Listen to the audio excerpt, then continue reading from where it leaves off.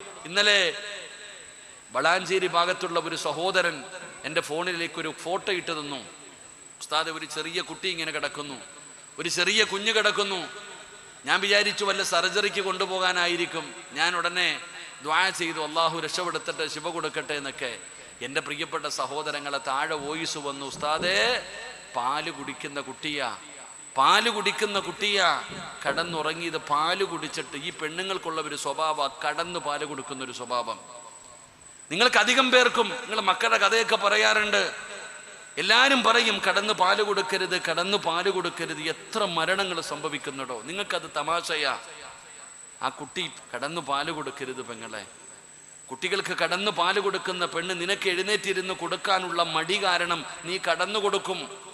ഞാൻ എൻ്റെ ഭർത്താക്കന്മാരോട് പറയുന്നു, നീ നിന്റെ ഭാര്യ നിന്റെ മക്കൾക്ക് കടന്നു പാല് കൊടുക്കുന്ന സ്വഭാവം ഉണ്ടെങ്കിൽ ഇവള് കിടക്കുമ്പോൾ ഒരല്പം വെള്ളം, ഞാൻ എൻ്റെ ഭാര്യ ഇവള് കിടന്ന് പാല് കൊടുക്കാറുണ്ട്, ഞാൻ എപ്പോഴും വഴക്കു പറയും. ഒരു ദിവസം ഇങ്ങനെ കടന്നപ്പോൾ ഞാൻ ഇത്തിരി വെള്ളം എടുത്തോണ്ട് അടുത്ത് പോയി. ഈ കിടക്കുന്ന ഭാര്യയുടെ പറഞ്ഞു വാ തുറക്കാൻ. എന്നിട്ട് ആ വെള്ളം എടുത്തൊഴിച്ചു കൊടുത്തു. കണ്ണും തെള്ളി ചാടി എഴുന്നേറ്റു. പടച്ചോനെ, എന്നെ കൊല്ലാൻ നോക്കുന്നു. ഞാൻ ചോദിച്ചു, ഈ പൊടി കാള പോലെ വളർന്ന നിനക്കിത് കുടിക്കാൻ പറ്റുന്നില്ല, ഈ പൊടി കുഞ്ഞെങ്ങനെ കുടിക്കും? ഞാൻ പറയുന്നു, കടന്ന് പാല് കൊടുക്കുന്ന പെണ്ണുങ്ങളോട് നിങ്ങൾ അവളെ കിടത്തിയിട്ട് ഇത്തിരി വെള്ളം ഒഴിച്ചു കുടിക്കാൻ പറ്റുമോ? ഒന്ന് നോക്ക് നീ. അതുകൊണ്ട് എൻ്റെ പ്രിയപ്പെട്ട സഹോദരിമാരെ, വളരെ സൂക്ഷ്മത പുലർത്തണം. അള്ളാഹു നമ്മുടെ മക്കളെ അള്ളാഹു കാത്തിരക്ഷിക്കുമാറാകട്ടെ. ഞാൻ പറയുന്ന ഒരേ ഒരു കാര്യം നിങ്ങൾ ആരെങ്കിലും ചെയ്താൽ നിങ്ങൾക്ക് 2 പ്രതിഫലം ഞാൻ തരും. ഒന്ന്, മരിക്കുന്ന കാലം വരെ തിന്നാനുള്ള ഭക്ഷണം ഞാൻ തരും, നല്ല മരണവും ഞാൻ തരും. ഒറ്റ ഒരു കാര്യം ചെയ്താൽ മതി. പൈസയുടെ ചെലവില്ല, കഷ്ടപ്പാടില്ല, ഉറക്കമൊഴിയണ്ട. ഒരേ ഒരു നന്മ ചെയ്താൽ മതി. അള്ളാഹു ചെയ്യാൻ ഭാഗ്യം തരുമാറാകട്ടെ. ഒരു നന്മ ചെയ്താൽ 2 പ്രതിഫലം. 1, മരിക്കുന്ന കാലം വരെ തിന്നാൻ ഭക്ഷണം കിട്ടും. 2, നല്ല മരണവും കിട്ടും. ഒറ്റ നന്മ ചെയ്താൽ മതി. അള്ളാഹു ചെയ്യാനുള്ള ഭാഗ്യം തരുമാറാകട്ടെ. ഒറ്റ ഒരു നന്മ ചെയ്താൽ മതി. അള്ളാഹു ചെയ്യാന്ന് നീയത്ത് ചെയ്യും ഇൻഷാ അല്ലാഹ്. കഷ്ടപ്പാടൊന്നുമില്ലാത്ത ഒരു നന്മ, ഈ ഒരു നന്മ നിങ്ങൾ ചെയ്താൽ അള്ളാഹു നിങ്ങൾക്ക് പ്രതിഫലം തരും. അള്ളാഹു ഈമാൻ തരുമാറാകട്ടെ. ഏതാ നന്മ? അല്ലാഹുവിന്റെ വിശുദ്ധമായ ഖുർആൻ, വഅ്മുർ അഹ്ലക ബിസ്സലാത്തി വസ്തബിർ അലൈഹാ ലാ നസ്അലുക റിസ്ഖാ ലിത്തഖ്വാ. അല്ലാഹുവിന്റെ വിശുദ്ധമായ ഖുർആൻ, സൂറത്തു ത്വാഹ. ആഫലീങ്ങൾ ആരപ്പാ? ഇല്ലേടാ, താഹല്ലേ അല്ലേ? ആഫലീങ്ങൾ എന്ത് എത്രാമത്തെ ആയത്താടാ മക്കളെ? 132, 36 ഏതായത്ത്? സൂറത്ത് ത്വാഹയുടെ എല്ലാം അങ്ങോട്ടും ഇങ്ങോട്ടും നോക്കാം. സൂറത്ത് ത്വാഹയുടെ ഏറ്റവും അവസാനത്തെ, എൻ്റെ ഓർമ്മ ശരിയാണെങ്കിൽ 32 ആണെന്ന് തോന്നുന്നു, അല്ലെങ്കിൽ 36. അല്ല പറയുകയാ, നിനക്കും മരിക്കുന്ന കാലം വരെ നിനക്കും നിന്റെ കുടുംബത്തിനും തിന്നാനുള്ള ഭക്ഷണം ഞാൻ തരും. 1 മാസമോ 1 കൊല്ലമോ അല്ല, മരിക്കണ കാലം വരെ തരാം. ചെയ്യേണ്ട ഒന്നാമത്തെ കാര്യം, 5 നേരം അള്ളാഹുവിൻ്റെ പള്ളിയിൽ നിന്ന് ബാങ്ക് വിളിക്കുമ്പോൾ നീയും നിന്റെ കുടുംബവും നിസ്കരിച്ചാൽ മതി. അള്ളാഹു ഈമാൻ തരുമാറാകട്ടെ. എന്ത് ചെയ്താൽ മതി? എന്ത് ചെയ്താൽ മതി? 5 വഖത്ത് അള്ളാന്റെ പള്ളിയിൽ നിന്ന് ബാങ്ക് വിളിക്കൂലേ, ആ ബാങ്ക് വിളിക്കുന്ന സമയത്ത് നീയും നിന്റെ കുടുംബവും 5 നേരം നിസ്കരിക്കുമോ? നിസ്കരിക്കുന്ന കാലത്തോളം ഞാൻ തരും നിങ്ങൾക്ക് കഴിക്കാനുള്ള ഭക്ഷണം. അല്ല പറഞ്ഞ വാക്ക്, ലാ നസ്അലുക റിസ്ഖാ നഹ്നു നർസുഖുക. ഞാൻ തരും ഭക്ഷണം, ഞാൻ തരും നിനക്ക് ഭക്ഷണം. അല്ലാഹു ഈമാൻ നൽകുമാറാകട്ടെ. ഉറക്കെ പറ, അല്ലാഹു ഈമാൻ നൽകുമാറാകട്ടെ. എടോ, ഏറ്റവും നല്ല ഭക്ഷണം കഴിക്കുന്നത് ആരാ? ഇപ്പൊ ഇത്ര പേര് വാല് കേൾക്കാൻ വന്നല്ലോ. ഈ വന്നിരിക്കുന്ന ജനങ്ങളിൽ ഏറ്റവും നല്ല ഭക്ഷണം കഴിക്കുന്നത് ആരാ? വെടി കൊണ്ടതുപോലെ ഇരിക്കരുത്, ഉള്ളത് പറ. ആരാ കാക്കാമാരെ? ഏറ്റവും എല്ലാ ദിവസവും ഇറച്ചി മീനൊക്കെ കൂട്ടണ ആൾക്കാരാരാ? നിങ്ങളുടെ നാവിന്ന് കേൾക്കാനുള്ള കൊതി കൊണ്ട് ആരാ? നിങ്ങൾ ഉസ്താദന്മാര്. അള്ളാഹു ബർക്കത്ത് ചെയ്യുമാറാകട്ടെ. ആരാ താത്തമാരെ? ഉസ്താദന്മാര്. അതാ നിന്റെക്കാണോ? എല്ലാ ദിവസവും ഇറച്ചി തിന്നുമോ നിന്റെക്ക? മീൻ തിന്നുന്ന എത്തിങ്ങാനിലായി പോവാ മനുഷ്യൻ. ഉസ്താദ് പറയുന്നത് ഇറച്ചി വേണ്ടെന്നാ, കൊളസ്ട്രോളാ, മട്ടനൊന്നും വേണ്ട കേട്ടോ, ബീഫൊന്നും വേണ്ട ഉസ്താദ്മാര് പറയുന്നു. എടാ ഏറ്റവും നല്ല ഭക്ഷണം കഴിക്കുന്നത് ആരാ? ആലിമീങ്ങളുണ്ട്. ഏറ്റവും കുറഞ്ഞ ശമ്പളം ഉസ്താദിനാ, എന്നാൽ ഏറ്റവും നല്ല ഭക്ഷണം കഴിക്കുന്നത് ആലിമീങ്ങളാ. അള്ളാഹു ഞങ്ങൾക്ക് ബർക്കത്ത് ചെയ്യുമാറാകട്ടെ. ഇവിടെ 3 എണ്ണം നേരെ നിൽക്കാൻ പോലും വയ്യ, മൊബൈലും പിടിച്ചോണ്ടാ നിൽക്കുന്നത്. എൻ്റെ പൊന്നാറബ്ബേ, ഒന്നും പറയാൻ പറ്റത്തില്ല ഉസ്താദ്. ഗെയ്സ് എന്നെല്ലാം വിളിക്കണേ, എല്ലാം ചെറുത്. ഇപ്പൊ മൊബൈൽ വെച്ച ഗെയ്സ് എന്നാ. സ്കൂള് തുറന്നാൽ മതി, ഒന്ന് കാഞ്ഞ സാധനങ്ങളാ. മൊബൈൽ എടുത്ത് നോക്കിക്കേ. വെള്ളിയാഴ്ച ഉസ്താദ് ഖുതുബ ഓതുന്നത് പടി കയറി നിന്നിട്ട് ഓതുന്ന ഒരു സാധനമുണ്ട്. നനച്ചേക്ക്.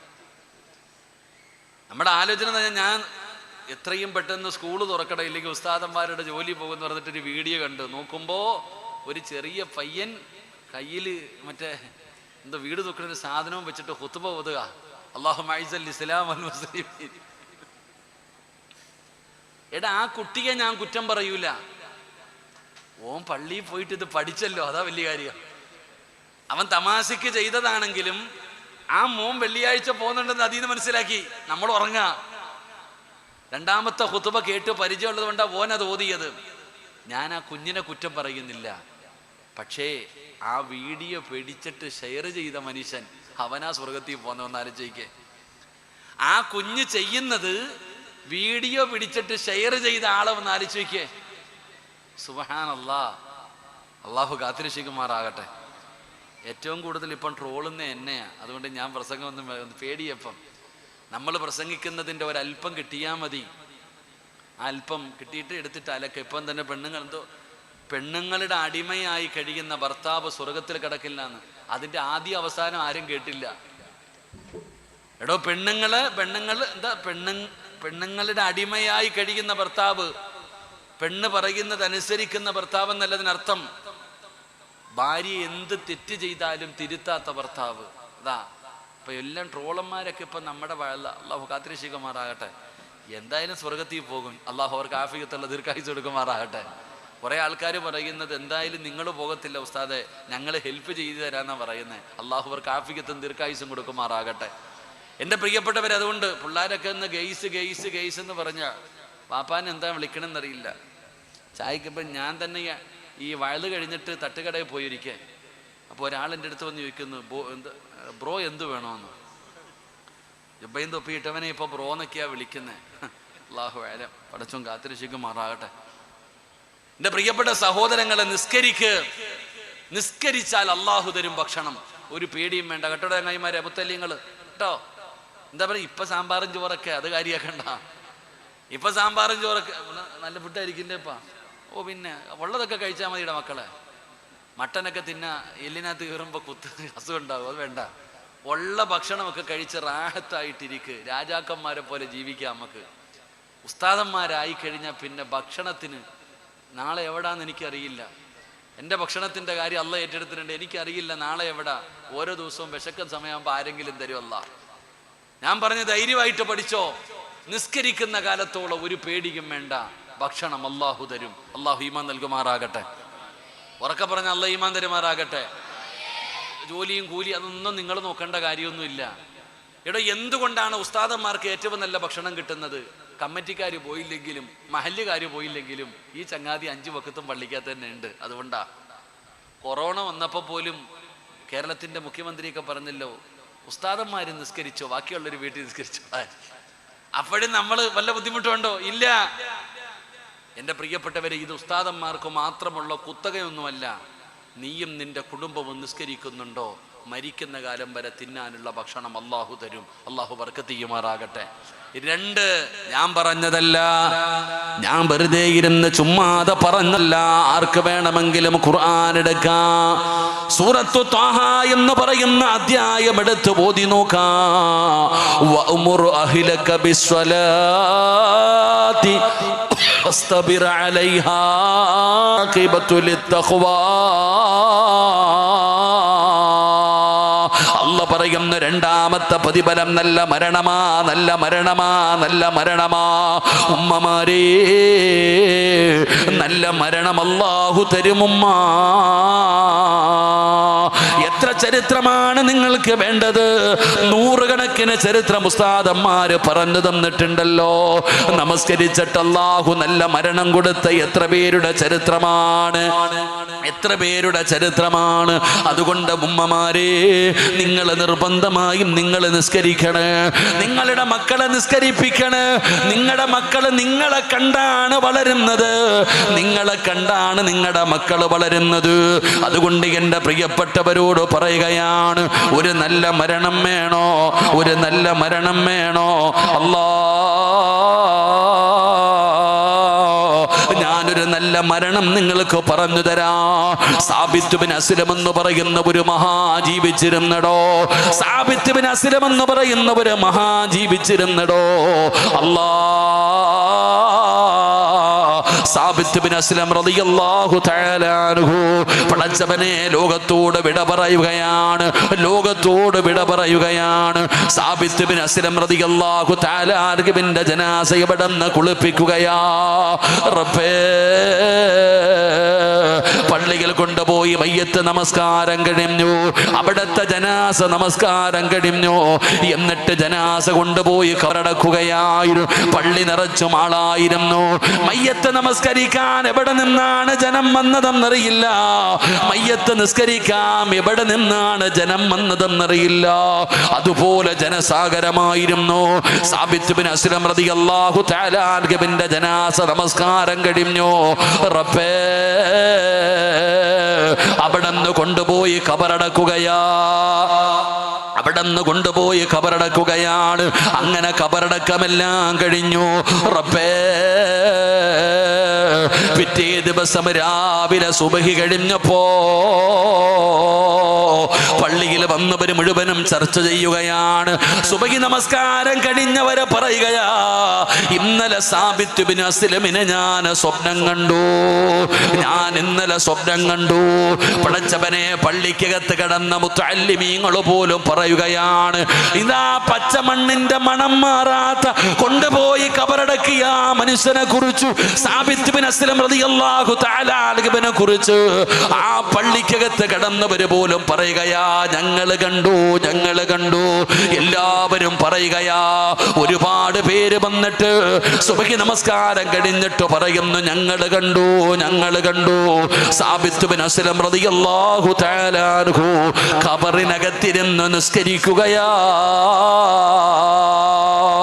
കൊണ്ടുപോയി ഖബറടക്കിയ ആ പച്ചമണ്ണിന്റെ മണം പോലും ഉണങ്ങാത്ത ആ ഖബറിനകത്തിരുന്ന് നിസ്കരിക്കുന്നതായി ഞങ്ങൾ സ്വപ്നം കണ്ടു എന്ന് ജനങ്ങൾ മുഴുവനും പറയുകയാണ്.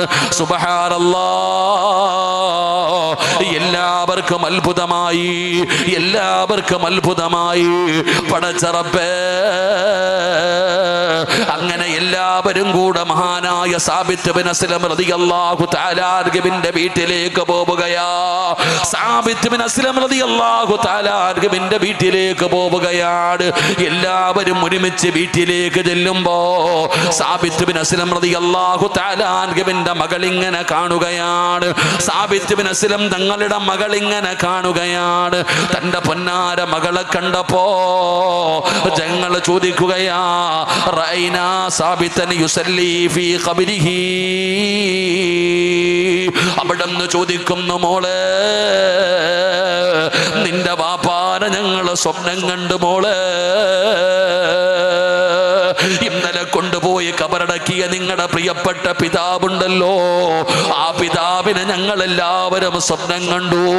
നിന്റെ വാപ്പ കബറിനകത്തിരുന്ന് നിസ്കരിക്കുകയാ, നിന്റെ വാപ്പ കബറിനകത്തിരുന്ന് നിസ്കരിക്കുന്നതായി ഞങ്ങൾ എല്ലാവരും സ്വപ്നം കണ്ടു മോളെ.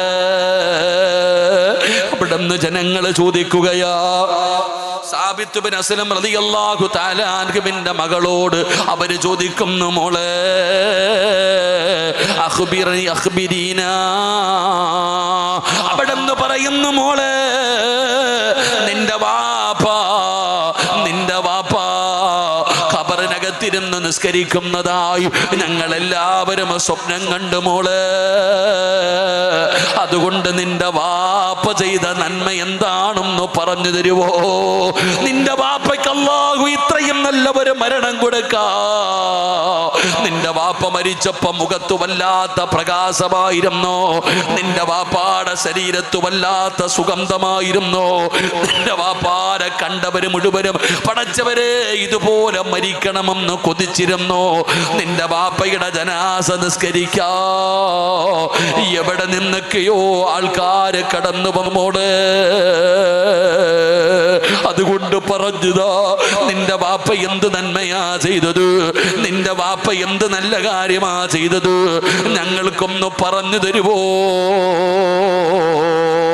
അല്ലാ.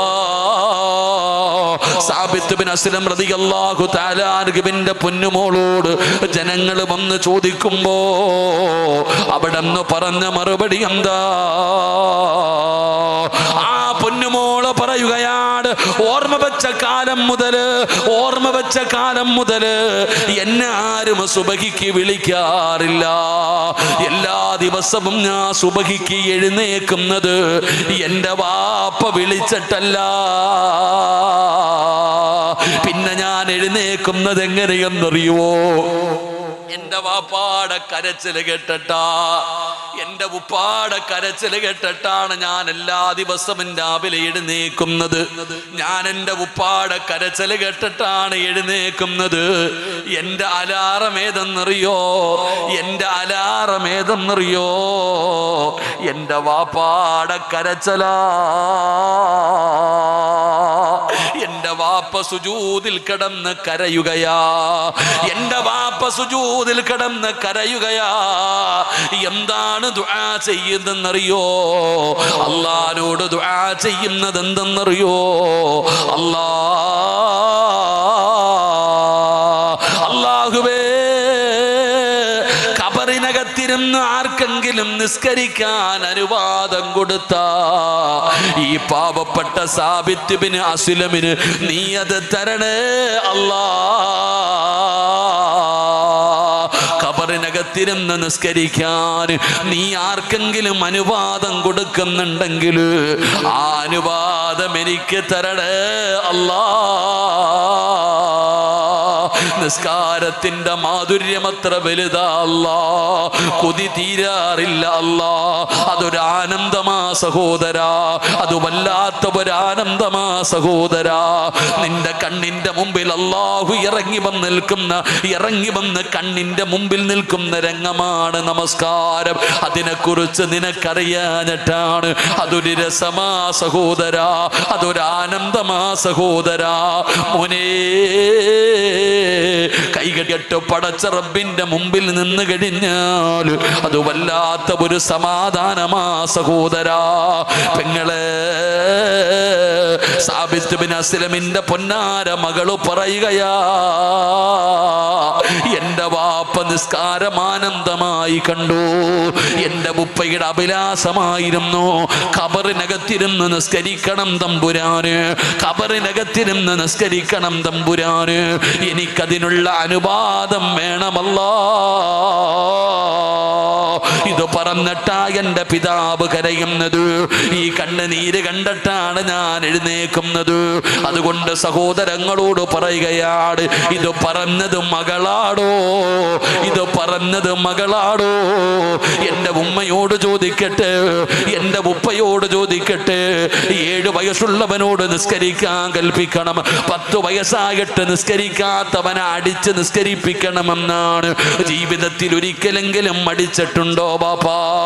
നിസ്കരിക്കാത്തതിന്റെ പേരിൽ മക്കളെ തല്ലിയിട്ടുണ്ടോ ഉമ്മ? പേടിയാടോ. നമ്മളെങ്ങാടും നമ്മുടെ മക്കളെ തല്ലാൻ നമുക്ക് അധികാരമില്ല, അതിനുള്ള യോഗ്യതയില്ല. കാരണം മക്കളുടെ മുമ്പിൽ ചെന്നിട്ട് നിസ്കരിക്കടാ എന്ന് പറഞ്ഞ് തല്ലിയാ മക്കള് നമ്മളോട് പറയുന്ന മറുപടി, വാപ്പാ നിങ്ങൾ ആദ്യമൊന്ന് നിസ്കരിക്ക്, നിങ്ങൾ ആദ്യമൊന്ന് നിസ്കരിക്ക്, ഉമ്മ നിങ്ങളൊന്ന് നിസ്കരിക്കൂ. അർഹതയില്ല പെങ്ങള്, അർഹതയില്ല പെങ്ങള്. അതുകൊണ്ട് എന്റെ പ്രിയപ്പെട്ടവരോട് പറയുകയാ, അല്ലയാ പറഞ്ഞത് വല്ലാഖിബത്തു ലിത്തഖ്വാ. അതുകൊണ്ട് എന്റെ പ്രിയപ്പെട്ട പ്രിയപ്പെട്ടവരോട് പറയുകയാ, നിസ്കരിച്ചാൽ അല്ലാഹു തരുന്ന പ്രതിഫലം മരിക്കുന്ന കാലം വരെ കഴിക്കാനുള്ള ഭക്ഷണം അല്ലാഹു തരും പൊന്നുമോള്. പട്ടിണി വരൂല. ലോകത്ത് ആരുടെ വീടിനകത്ത് ദാരിദ്ര്യം വന്നാലും നിന്റെ വീടിനകത്ത് പട്ടിണി അല്ലാഹു തരൂല. ഹറാമ് തിന്നേണ്ട അവസ്ഥ വരൂല. ഹലാലായ ഭക്ഷണം അല്ലാഹു തരും പെങ്ങള്. എത്ര ചരിത്രമാണ് നിങ്ങൾക്ക് വേണ്ടത്? 2 നല്ല മരണവും അല്ലാഹു തരുമെന്ന് വിശുദ്ധമായ ഖുർആൻ പറയുമ്പോ എന്റെ പ്രിയപ്പെട്ടവരോട് പറയുകയാണ്, അസ്റായിലിനെ കണ്ടുമുട്ടുന്നതിന് മുമ്പ്, റൂഹ് പിടിച്ചുകൊണ്ട് പോകുന്നതിന് മുമ്പ് ചെയ്യേണ്ട ഒന്നാമത്തെ കാര്യം എന്തെന്നറിയോ?